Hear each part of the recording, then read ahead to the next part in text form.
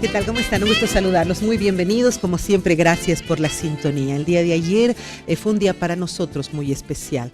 De hecho, lo que es el Día de la Mujer casi queda a un lado porque el 8 de marzo tiene otro significado para Palenque Comunicaciones. Es el día en que mi padre falleció y ayer recordamos 20 años de su partida. Festejamos su vida, sin duda, porque es un hombre al que hay que festejarle cada uno de sus éxitos, sus triunfos, cada uno de los espacios en los que él intervino, porque sin duda fue un hombre que marcó a nuestro país.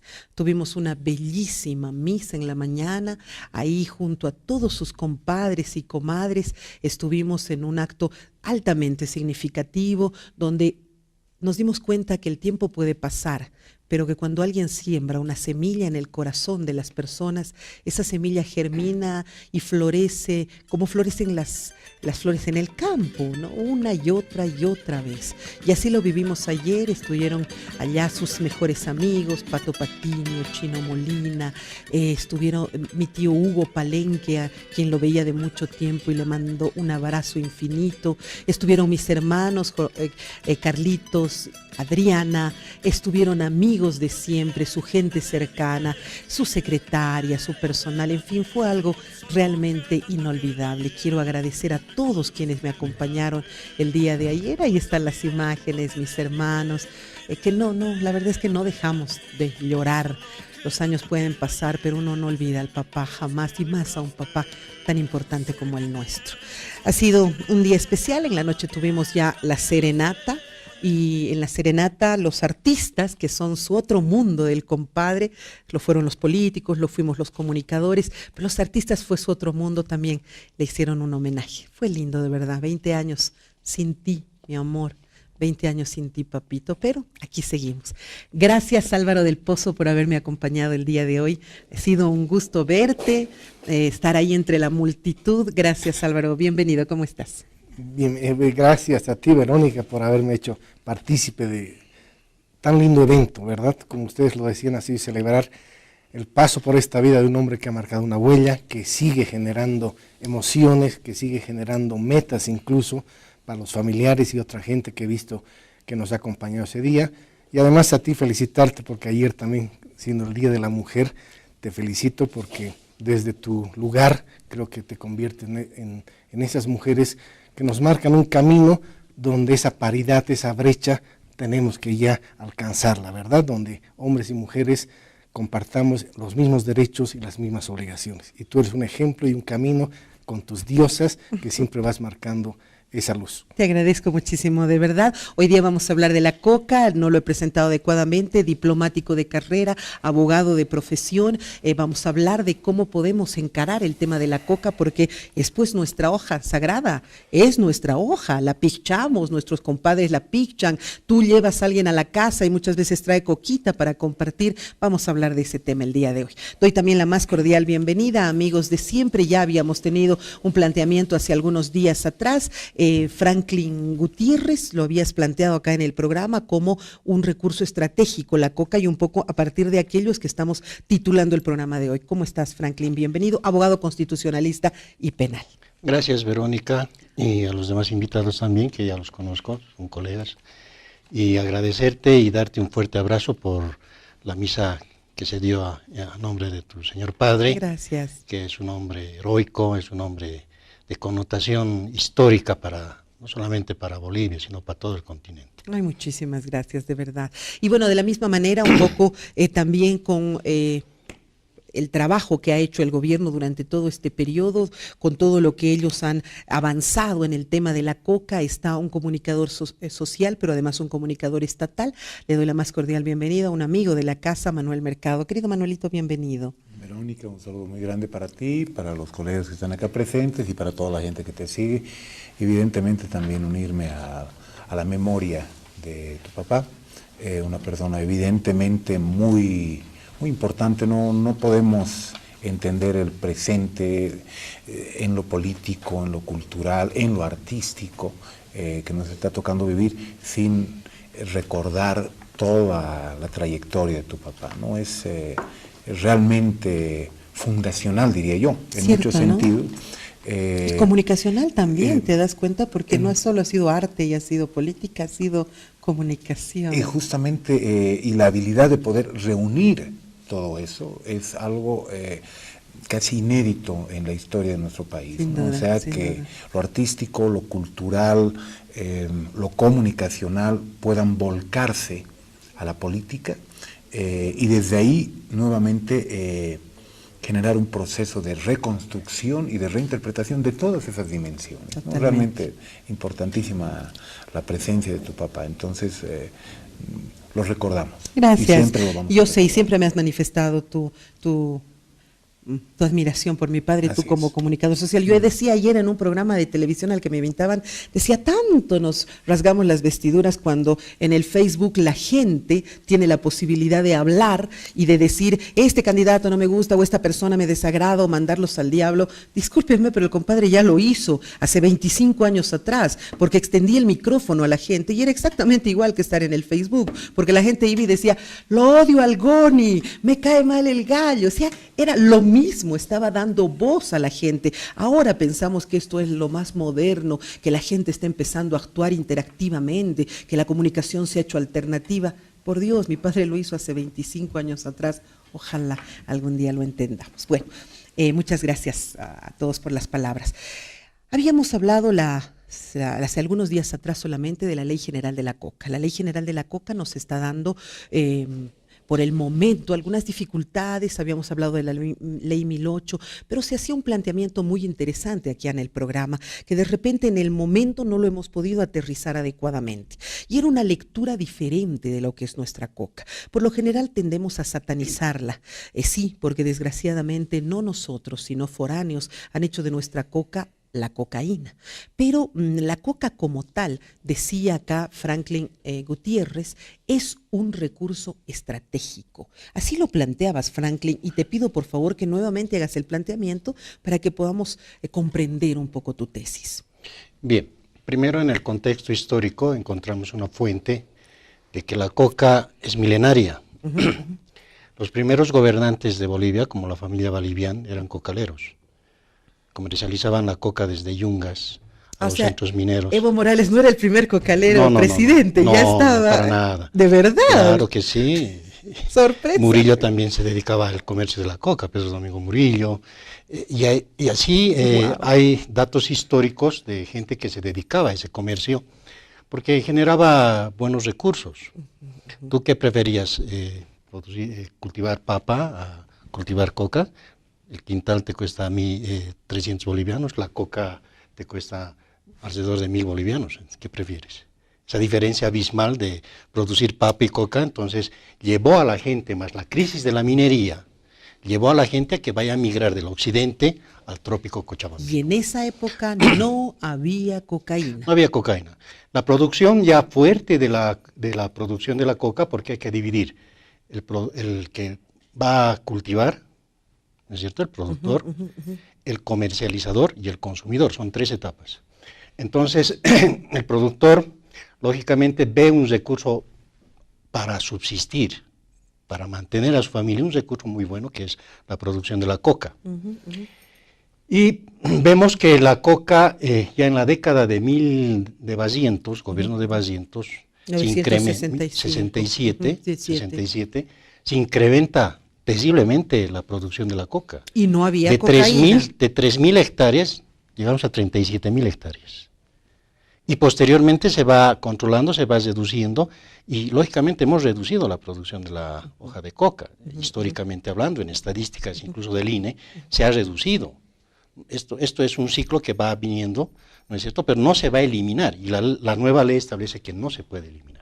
Entonces, cuando yo hacía mi tesis de maestría en altos estudios sobre recursos estratégicos, me preguntaba, bajo esos datos estadísticos, el dinero que genera, las divisas que genera, la participación de la producción de la coca en millones y la elevación del PIB en Bolivia, eso no es un recurso estratégico. Entonces había que dividir la coca, lo que es la producción de coca en Yungas, que es para el consumo, y lo que es la coca ácida del Chapare. ¿Cuál de las cocas puede ser estratégicamente aceptable para la salud? Yungas, la de Yungas, por supuesto que es la de Yungas. Claro. existe un vacío cuando hablamos si la coca del Chapare es estratégica para la salud, para nada. O conocemos alguna industrialización. De todas maneras, de la hoja de coca de gente Chapare. más humilde, la que no tiene acceso, es como lo que decía yo algunos días atrás, decía, la gente más humilde consume hoja del Chapare, porque es más barata, porque también es más ácida. Es como consumir el cigarrillo Camel, Claro. los que pueden, y consumir el Astoria, los que no pueden, que es más barato, un poquito más amargo. Claro. Esa es la diferencia. Pero Sí hay un consumo. alguien le ha orientado a la gente del Chapare que está haciendo daño a su cuerpo con la hoja del Chapare, nadie le ha orientado. Es dañina. El Ministerio de Salud jamás presentó un proyecto que diga, estas son las consecuencias de la hoja del cultivo de coca. Se consume una gran cantidad de agua, pero la del Chapare causa estos daños. Ok, interesante.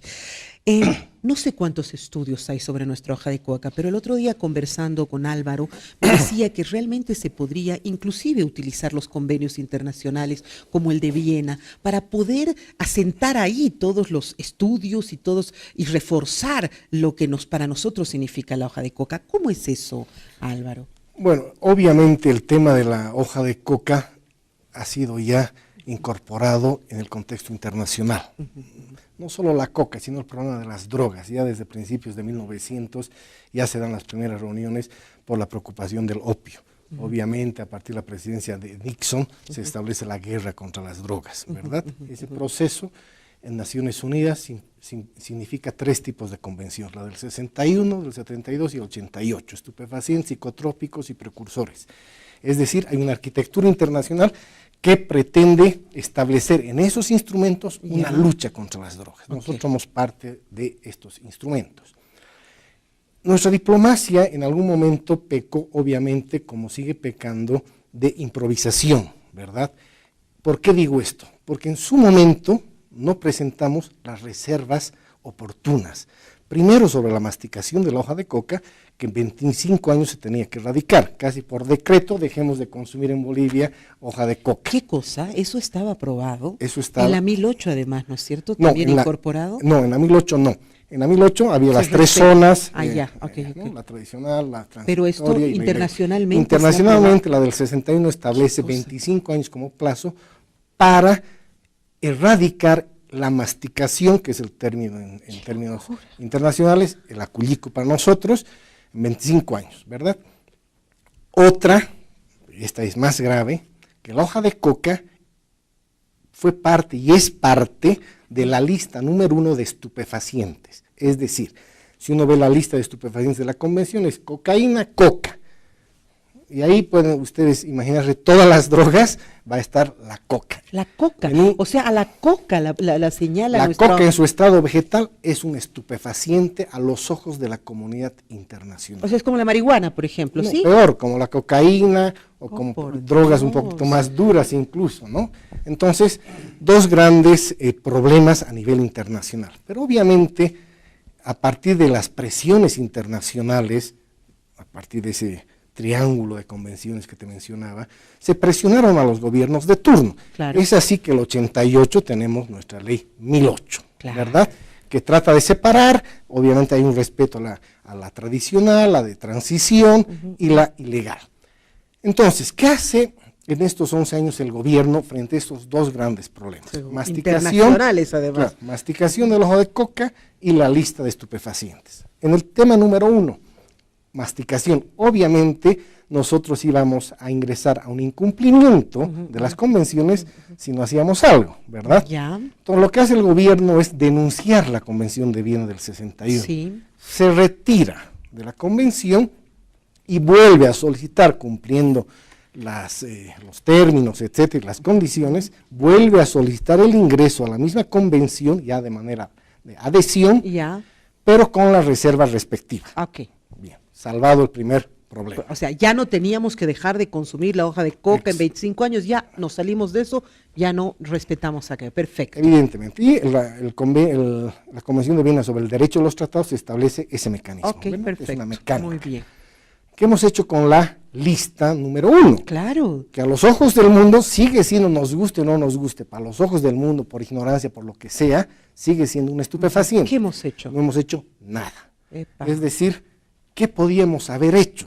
Es decir, deberíamos haber contratado las mejores universidades, los mejores hospitales, a los mejores científicos, para que establezcan a los ojos del mundo, que todos coincidimos en esta mesa, que la hoja de coca en su estado natural, si bien tiene un nivel de alcaloide, pero que no es nocivo a la salud en el mate, en la masticación, en cualquier otro producto. No hemos hecho. Me pregunto por qué.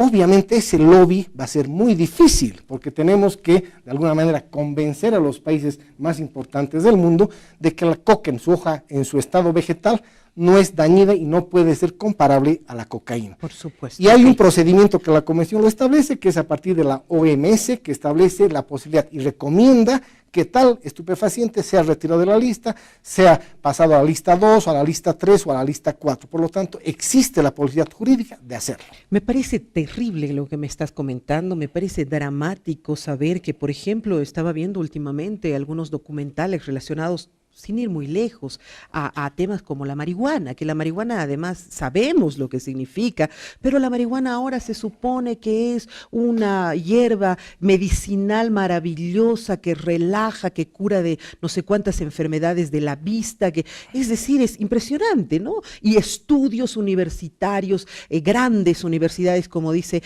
Álvaro, respaldando todo lo que significa la marihuana y lo fantástica que es. ¿Y nuestra coca? Nuestra coca, no, nuestras comadres no se la ponen en la frente cuando te duele el estómago no tomas coca. ¿Qué ha pasado? La pregunta es, entendiendo, Manuel, que tú tienes el material, ¿se ha hecho estos trabajos, se ha hecho estos estudios? ¿Son temas pendientes? ¿Cómo se ha avanzado para poder hacer que nuestra hoja de coca realmente sea respetada en el mundo? Los avances han sido relativamente escasos todavía. Okay. Es un proceso bastante largo, bastante costoso, pero evidentemente es necesario realizarlo. Y es justamente el espíritu de la nueva ley, de la ley de la hoja de coca, de esta ley integral, sí, que busca generar el marco normativo adecuado para poder avanzar de manera más acelerada en ese tipo de iniciativas. ¿Por qué? Para avanzar en la industrialización de la hoja de coca, es necesario contar con ese tipo de estudios, es necesario profundizar más el conocimiento que los bolivianos tenemos sobre esta hoja milenaria. Entonces, no hay suficientes avances todavía, pero yo quería referirme a los puntos de vista que exponen los colegas, porque me parece que están poniendo en evidencia cuáles son las posibilidades que tiene cualquier persona de enfocar la temática de la coca. O sea, es un hecho cultural, es un hecho histórico, social, económico, por un lado, siempre lo fue, y por el otro lado está ese enfoque que también es necesario tenerlo, pero hay que tenerlo de manera separada, referida a la producción de cocaína, es decir, ver a la hoja de coca como una materia prima relacionada a la producción de estupefacientes. Ambas son realidades, son las dos caras de una misma moneda. Seguro. Pero el problema que hemos tenido hasta ese momento ha sido tratar de reducir casi toda la visión que tenía el Estado a esta única visión de la coca como estupefaciente. Sí, claro. ¿Cómo hemos respondido en ambas áreas? Sí. Quizá de manera todavía insuficiente. Sin duda. Porque cuando veíamos a la coca como estupefaciente teníamos una actitud absolutamente limitada, ¿sí? O sea, comprometernos a anular una tradición cultural, un recurso natural que tenemos, más allá de que sea no sea estratégico, y verlo solamente como estupefaciente, o por el otro lado, entrar a una visión tan casi mística, solamente culturalista, que intentaba también anular esta otra realidad que es evidente, ¿no? Entonces, lo que se está intentando hacer ahora es, bueno, y más que intentar, lo que se está haciendo en este momento es separar esas dos realidades, que merecen un tratamiento diferente. De la misma manera que tú no podrías, por ejemplo, empezar a perseguir a los productores de uva en Francia, en Italia. En Italia, o los de cebada en Alemania. Correcto. Solamente porque a partir de eso se produce o vino y cerveza, y el beber en estado alcohólico produce una cantidad de muertes muchísimo más grande que cualquier otro tipo de actividad relacionada a una producción agrícola, ¿no? Claro, la pregunta es esa justamente, ¿no? ¿Qué hemos hecho para hacer comprender a nuestra sociedad, al mundo entero, cuál es la diferencia? Y por eso es que el programa decide plantearlo de esta manera, porque para mí no se puede ver todo desde la percepción del bien y del mal. No hay polaridades absolutas. Eso es una infinita inmadurez de nuestras sociedades de creer que o esto está totalmente bien o esto está totalmente mal. Y entiendo que tenemos que ser respetuosos. Me duele escuchar de Álvaro que en algún momento nuestros propios gobernantes hayan permitido que de forma internacional nos den 25 años para que dejemos de pichar. Es decir, qué falta de respeto con nuestro propio país, con nuestras propias tradiciones y costumbres. Ahí están justamente esos gobiernos que no se sentían identificados con nuestro pueblo. Cuando decíamos que el consumo de droga no produce, por supuesto, esas desgracias como el alcohol, asentías. ¿Realmente estamos en posibilidades de declarar a nuestra coca un recurso estratégico? Bueno, es implícito que ya es un recurso estratégico y es una competencia privativa del gobierno central, así lo establece la Constitución Política del Estado en el artículo 298, en su punto 2 romano, inciso 4, que establece que los recursos naturales, como es la coca, y estratégico, que comprenden minerales, estufos electromagnéticos, recursos genéticos, biogenéticos y fuentes de agua.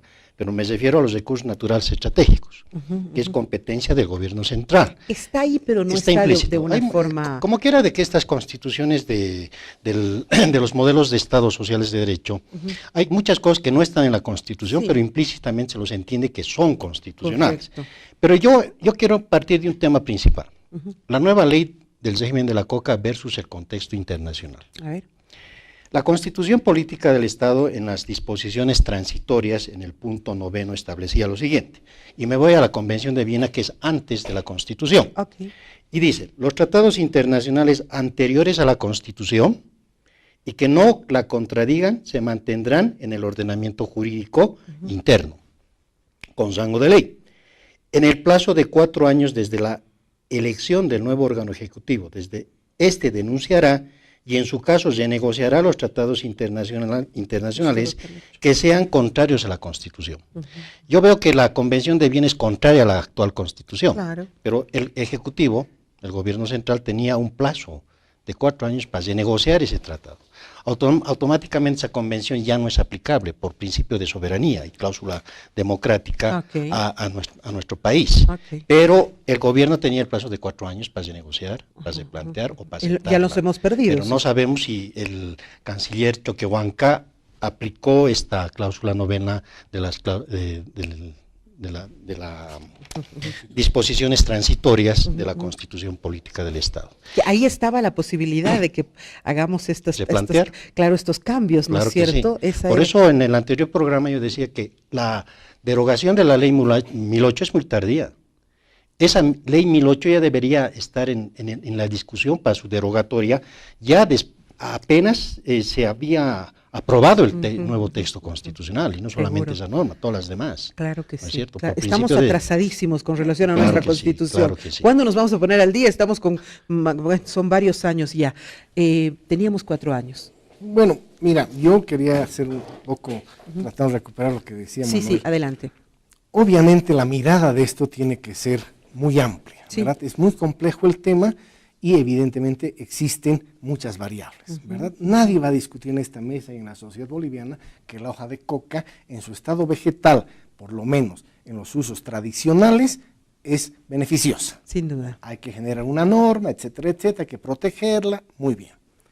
Está establecido, no por agentes de la oposición, no por agentes interesados, está establecido por las Naciones Unidas que el mercado legal de la hoja de coca se nutre del 93% de todo lo que sale de los yungas de La Paz. Correcto. Y el 7% del chapare. Apenas del chapare, correcto. Lo que a la inversa significa que el 93% de la producción de la coca del chapare no va al mercado legal. Ahí ya tenemos un problema, ¿verdad? Tenemos que investigar. Perdón, y aquí un paréntesis, existe una falta de información total en todos los temas.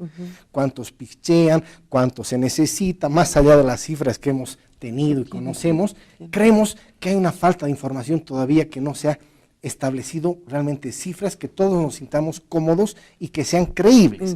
Por lo tanto, este factor que está establecido por las Naciones Unidas, que tenemos nosotros en Bolivia, un territorio que produce hoja de coca y que parecería está destinada a la producción de cocaína, estamos criminalizando de alguna manera una sociedad que de aquí a muchos años nos puede generar infinitos problemas. Hay registro de 40,000 cocaleros en el Chapare, menos, o sea, más que en los Yungas. Imagínate. Más bien que las tendencias de consumo de droga no están favoreciendo a la producción de cocaína. Se ha estabilizado, ha disminuido las drogas sintéticas, anfetamínicas, son los las que ácidos están dominando, ahora, etcétera. Pero no podemos quedarnos tranquilos con eso. Correcto. Y aquí va mi reflexión. Digo yo, aquí hay una lucha, como parecería que una parte de la sociedad dice todo lo que es coca es cocaína y otra que dice toda la coca es sagrada. Ninguno de los dos está en lo correcto, claro, ¿verdad? Ni un extremo ni el otro siempre. Pero ¿qué pasa desde la mirada? Yo digo, ¿cómo no proteger a un gobierno, a un presidente? El acto de la aprobación de la ley 1008 ha tenido bombos y platillos y parecería una reivindicación. Y aquí quiero insistir en mi punto.